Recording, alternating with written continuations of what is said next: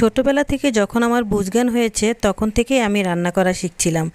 কিছুদিন আমার দাদির কাছে শিখেছি, কিছুদিন ফুপুর কাছে, কিছুদিন চাচির কাছে, সবার কাছেই আমি রান্না করা শিখেছি, এমনকি আমার বাবার কাছেও শিখেছি। সত্যি কথা বলতে এই কাজটাকে আমি ভীষণ ভালোবাসি, আর ভালোবেসে যে কাজটা আপনি করবেন সেটা সারা জীবন আপনার সঙ্গী হয়ে থাকবে। আসসালামু আলাইকুম, কেমন আছেন সবাই? আশা করি ভালো আছেন। আলহামদুলিল্লাহ, আমিও ভালো আছি। আমি একটা রুটি বেলে নিয়েছি আর এখন আমি আলুর ভর্তা করে নিয়েছি। আলুর ভর্তা বলতে এটা আমরা যে সাধারণ আলুর ভর্তা খাই সেটা না, এটা হচ্ছে আলু মেশ করে তারপর কাঁচামরিচ, ধনেপাতা আর টমেটো দিয়ে আর একটু লবণ আর গোলমরিচ দিয়ে আমি সুন্দর করে মেখে নিয়েছি।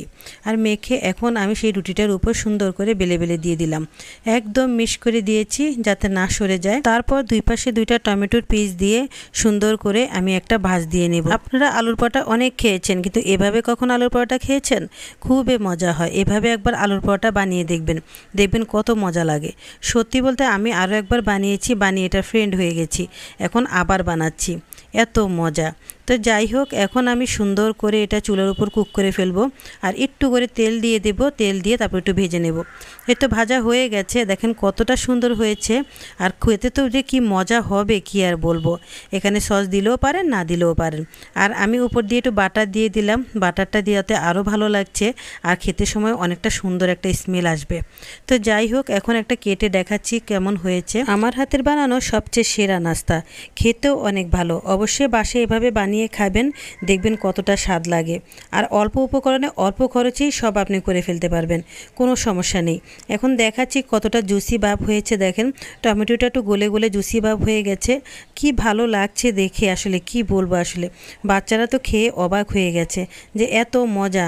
বাচ্চারা সসটা তো খেতে চাইছিল না, বলছিল যে সসটা লাগিও না, সসটা আমরা খাবো না, যেহেতু ভিতরে সসের মতোই লাগছে। খুবই মজার একটা খাবার, আপনারাও বাসায় এভাবে বানিয়ে খাবেন। কিন্তু আমার প্রিয় আপু ভাইয়েরা, প্লিজ লাইক কমেন্টে একটু কিপটামি করবেন না। ভালো থাকবেন সবাই, আল্লাহ হাফেজ। আজকে খুব ভোরবেলায় ঘুম থেকে উঠেছি, আর এমনি তো আমার ভোরবেলায় ঘুম থেকে ওঠার অভ্যাস। তা আমি উঠে এখন হাঁটাহাঁটি করছি ঘরের ভিতরেই। কি করব বুঝতেছি না, মানে একা একা ভাল লাগতেছিল না। আর আমার এই টুংটাং শব্দ পেয়ে আমার ছোট ছেলেও ঘুম থেকে উঠে গেছে। তারপর দুজনে মিলে চুপি চুপি দরজাটা আস্তে করে লাগিয়ে বাস চলে আসলাম বাগানে। বাগানে এসে তো আমার চোখ একদম জুড়িয়ে গেল। আসসালামু আলাইকুম, কেমন আছেন সবাই? আশা করি ভালো আছেন। আলহামদুলিল্লাহ, আমিও ভালো আছি। ছাদের উপর আমাদের ছোট্ট একটা মিনি বাগান আছে, আমার মেয়ে করেছে এটা। তো আসলে আমার মেয়ের গাছ লাগানো অনেক শখ, তো তা আমি এখন সেই বাগানেই চলে এসেছি। আর এখানে সর্ষে ফুল গাছ দেখছেন, তো এখানে সর্ষে পাতা অনেকগুলো হয়েছে।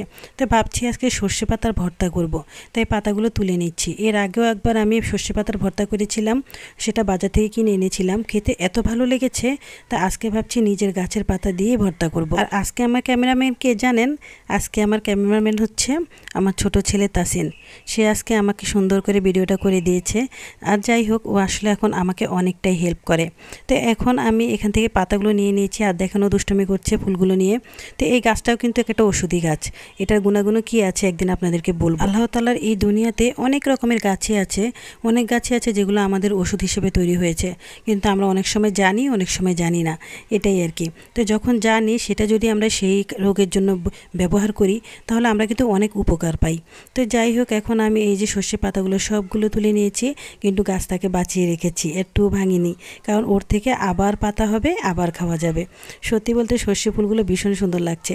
আর এখন এই দেখেন আমি বাগানে পেঁয়াজ গাছ লাগিয়েছি, তো আর এখানে আমি থানকুনি পাতাও লাগিয়েছি। আর এই যে আমার মেয়ে পুদিনা গাছ লাগিয়ে দিয়েছে রোজাতে খাওয়ার জন্য, মানে রোজা আস্তে আস্তে এটা অনেক বেশি বেড়ে যাবে, তখন আর কিনতে হবে না। তো যাই হোক, আসলে ছোট্ট একটু জায়গা থাকলে সেখানে 2-4টা গাছ লাগালে আসলে অনেক উপকার হয়।